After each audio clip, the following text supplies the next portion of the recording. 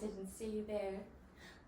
My name is Dr. Amethyst Rose, but you can call me Dr. Amy. I am a geologist, and I specialize in mineralogy. Mineralogy is the study of minerals. I guess since you're here, you want to learn about minerals, don't you? Well, you've come to the right place. Today, we're going to be talking about what exactly is a mineral. When you think of mineral, what do you think of? Something sparkly and shiny? Well, you are onto something, but there are a few things that make up minerals specifically, and they must fall into these categories in order to be classified as a mineral. There are thousands and thousands of different kinds of minerals. I love them all, and we will be talking about more of them in depth later. But today, we're going to learn the difference between rocks and minerals and what exactly minerals are. I have a few friends to introduce to you, and let's start out with this. One of these is a rock. One is a mineral. Which one do you think is a rock, and which do you think is a mineral? If you guessed this is the mineral, you're correct. How can we tell the difference between rocks and minerals?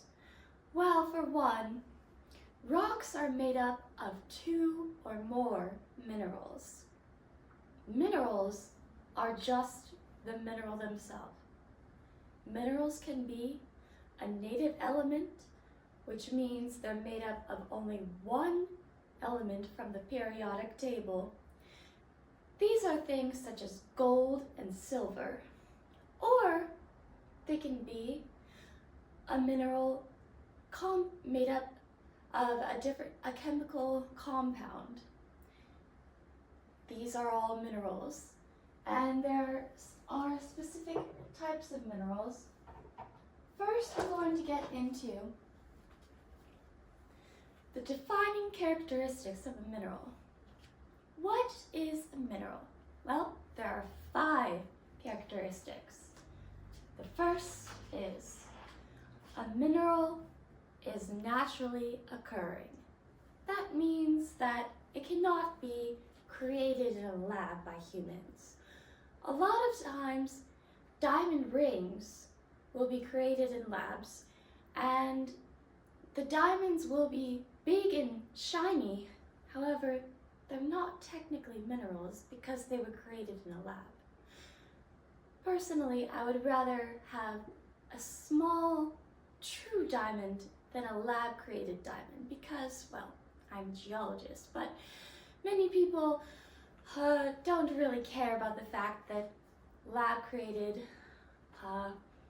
jewels are not actual minerals, but I do. Anyway, they can be imitated, but for it to truly be a mineral, it has to naturally occur and be found somewhere in the earth. So that is our first criteria. The second criterion is a mineral is inorganic. What does inorganic mean? When you think about it, inorganic sounds like something that is man-made, but actually in this sense we use the term inorganic to mean something that is not alive. So, for example, did you know that ice is actually a mineral?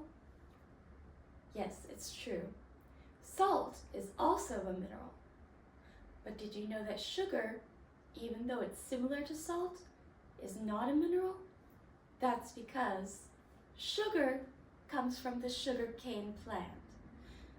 A plant is alive. Therefore, sugar crystals, as they're called, are not actually minerals. We'll get to the reason why ice is a mineral in a bit. But for now, let's move on to our third criterion. A mineral is solid at room temperature. Now, when we say room temperature, it doesn't have to be like, say, 70 degrees, even though that is technically room temperature. When we say room temperature, we mean a range of normal temperatures. Now, of course, every mineral has a melting point, but this is usually very high, with the exception of ice, of course.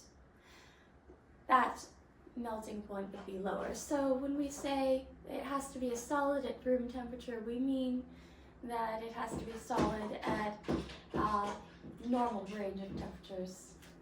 Sorry about the banging in the background. That's my lab cat, Moshi. He's doing his business. Quite unprofessional, Moshi. But he doesn't know, he's just a cat. Anyway, back to minerals. The fourth criterion, a mineral must have a crystalline structure. Now, when you think about it, it makes sense, because the term crystal is often interchanged with mineral. But what is a crystalline structure really? A crystalline structure is when the molecules that make up the mineral are arranged in a specific geometric pattern that never changes. You could have a very, very small mineral, for example, quartz, which is made up of SiO2. This is silicon dioxide. Now, the silica dioxide are arranged in tetrahedra. Tetrahedra means a sort of triangle-like shape.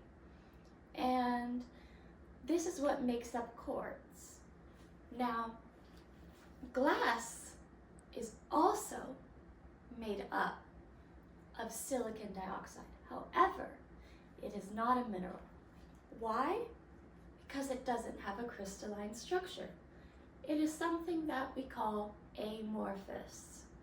Amorphous meaning the molecules are arranged in whatever way they feel like. They don't fall into an orderly fashion.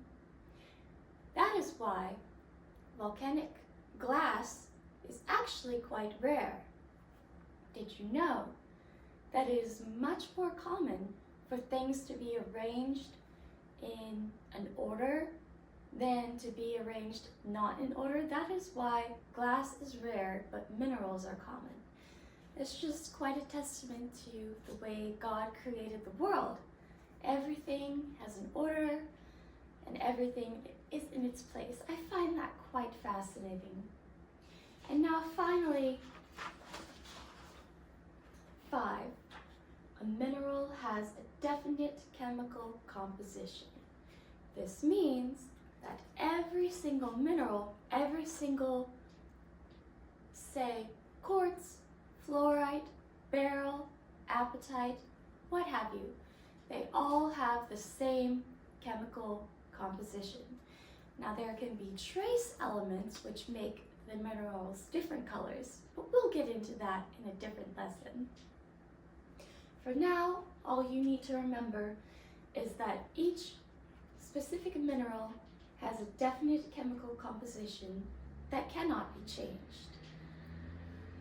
If a substance meets all 5 of these criterion, then it is a mineral. Isn't that fascinating? Now, like I said, rocks are made up of 2 or more types of minerals. There are different types of rocks, and we will get into that in the next lesson. I'm going to show you some examples of minerals up close. This called fluorite. As you can see, it's purple. However, fluorite can be found in many different colors depending on the trace elements. The chemical formula for fluorite is CaF, I believe. F2, which would be calcium and 2 fluorides, or something like that. Now here is an example of quartz. This is something, quartz is probably the most common mineral, and as you can see here, this is a geode. Quartz can be commonly found in a geode, which is rock on the outside. That is what we call matrix, with the crystal on the inside. I personally love quartz. It's quite beautiful, even though it's so common. This is clear quartz, of course, which is SiO2, as I said. Remember, quartz is made up as the same thing as glass. Glass just has an amorphous structure. And this is calcite. Calcite is a friendly mineral that is from the family of carbonates. Now, carbonates are a fascinating type of mineral, and we shall get into the types of minerals in our next lesson. There are silicates and non-silicates. I believe that's all for today. But remember, the 5 qualities of a mineral for your homework. A mineral is naturally occurring. A mineral is inorganic. A mineral is a solid. It has a crystalline structure. And finally, a definite chemical composition. If you can remember these 5 things, you're well on your way to being a mineralogist. Thank you for joining me in my lab, and I will see you next time with more fun information about minerals.